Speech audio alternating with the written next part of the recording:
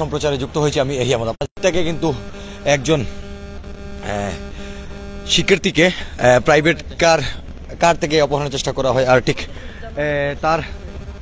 পর থেকে কিন্তু নড়ে চড়ে বসে প্রশাসন, আর প্রশাসনের এই নড়ে চড়ে বসা থেকে মধ্যরাতে চিরুনি অভিযান চালায় নগরীর নবাব রোড এলাকায়। সেই নবাব রোড এলাকা থেকে মাহমুদ মঞ্জিল যে বাসা নম্বর 9 রয়েছে সেখান থেকে দুইজনকে সন্দেহভাজন অবস্থায় আটক করা হয়।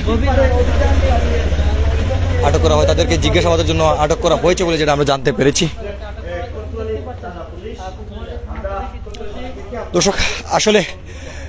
আজকের যে এই সকালে যে ঘটনা ঘটেছিল,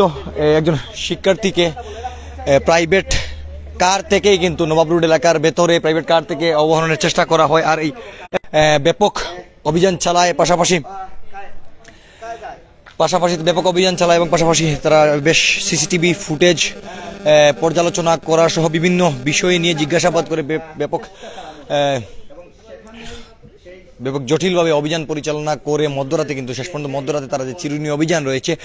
নগরীর লালাদিঘির পারে মাহমুদ মঞ্জিল নামে যে বাসা রয়েছে সেই মাহমুদ মঞ্জিলে অভিযান পরিচালনা করে দুইজনকে আটক করা হয়েছে এবং তাদেরকে আটক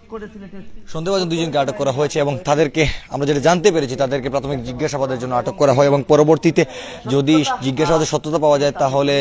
পরবর্তী আইনানুগ ব্যবস্থা গ্রহণ করা হবে। এমনটা আমরা জানতে পেরেছি যে কোতোয়ালি থানার ভারপ্রাপ্ত কর্মকর্তা যিনি রয়েছেন খন্দকার মুস্তাফিজুর রহমান, তিনি আমাদেরকে জানিয়েছেন যে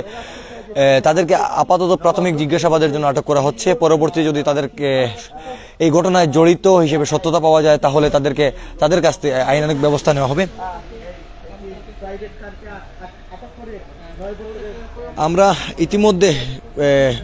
ঘটনাস্থলে ছিলাম এবং আমরা যেটা দেখেছি বা আমরা যেটা জানতে পেরেছি যে প্রশাসন আজ চিরুনি অভিযান দিয়েছে রাতে এই নগরীর যে লালাদিঘির যে পার রয়েছে সেই লালাদিঘির পারে, আর এখান থেকেই কিন্তু লালাদিঘির পারে অভিযান পরিচালনা হওয়ার বেশ খানিকটা সময় পর কিন্তু তারা এই অভিযান পরিচালনা করে বলতে গেলে যারা জড়িত রয়েছেন সিসিটিভি পর্যবেক্ষণ করেছে এবং সিসিটিভি